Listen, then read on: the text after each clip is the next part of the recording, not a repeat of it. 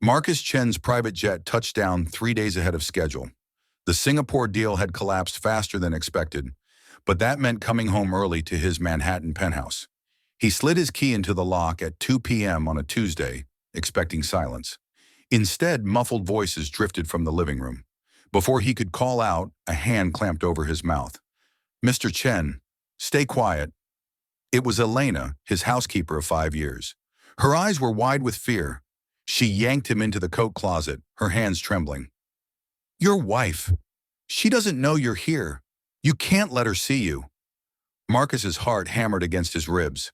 A robbery? An affair? His mind raced through possibilities, each worse than the last. "What's happening?" he whispered. Elena's next words turned his blood to ice. "She's trying to steal everything." "Where are you watching from?" "Drop your location below." Pressed against winter coats in the darkness, Elena's whispered confession poured out. For 3 weeks, she'd been listening, watching, documenting. "Mrs. Chen meets with a lawyer every Tuesday.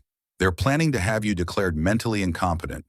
There's a private investigator, forged psychiatric evaluations, testimony from a doctor you've never seen."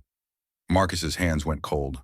The recent memory lapses, the fog that wouldn't lift, the vitamins Victoria insisted he take every morning. "She's been drugging you, sir. I found the bottles hidden in her closet, sedatives mixed into supplements. You've been getting worse. And she's been building a case that you're losing your mind." Through the closet slats, Marcus could see his living room. Victoria sat on their white sofa, designer heels kicked off, laughing with two strangers over champagne. They were celebrating stealing his life. His phone was in his pocket, recording capabilities fully charged. Marcus's hands shook as he activated the voice recorder. Through the crack, Victoria's voice carried clearly. "Once the competency hearing happens, I'll have full control. The accounts, the properties, everything. Marcus won't even remember his own name by then. We've made sure of that." The lawyer's response: "The medical documentation is airtight. Dr. Patterson's testimony alone will seal it." Marcus captured every word. 5 minutes of detailed confession. The forgery, the bribes, and the systematic poisoning. Then his phone exploded with sound. His 2:30 reminder for the quarterly board call. Victoria's head snapped toward the closet. "What was that?" The door flew open. Victoria's face contorted with rage as she saw the phone in Marcus's hand. "You! No!" She lunged. Elena stepped between them as Marcus's fingers flew across the screen. "Send to attorney. Upload to cloud." The file transmitted as Victoria clawed for the device. "Security!" Elena screamed. Marcus's attorney had received the file within seconds and called the police immediately. 3 minutes later, sirens wailed outside the penthouse.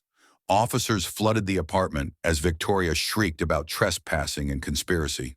The private investigator tried to run.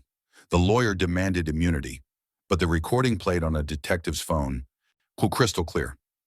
Victoria's designer handcuffs matched her bracelet. At the hospital, toxicology reports confirmed everything. Marcus's blood showed dangerous levels of benzodiazepines, enough to cause cognitive impairment, memory loss, and disorientation. The vitamins from Victoria's closet matched perfectly. Elena sat beside his hospital bed, exhausted. "I've been writing everything down for weeks, sir. I knew something was wrong when you couldn't remember conversations from the same morning. That's not you." She'd saved his life, and she'd documented everything with the dedication of someone who actually cared. 6 months transformed everything. Victoria was serving 8 years for attempted fraud, conspiracy, and assault. Her conspirators faced similar fates. Marcus's cognitive function returned completely once the drugs cleared his system. The doctors called it miraculous. Elena became his estate manager, tripling her salary. Her daughter Maria's medical school tuition, fully funded. Marcus had learned the cruelest lesson.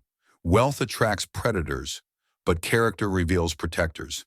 He established the Chen Foundation for Financial Protection, helping elderly and vulnerable individuals targeted by family members seeking to exploit them. Elena served on the board. Trust, Marcus learned, isn't about status or marriage certificates. It's about who stays quiet when they could profit from your downfall, and who speaks up when silence would be easier. If this story shocked you, smash that subscribe button. Have you ever discovered someone's true intentions? Share your story below. And remember, loyalty can't be bought, only earned. Subscribe for more truth bombs.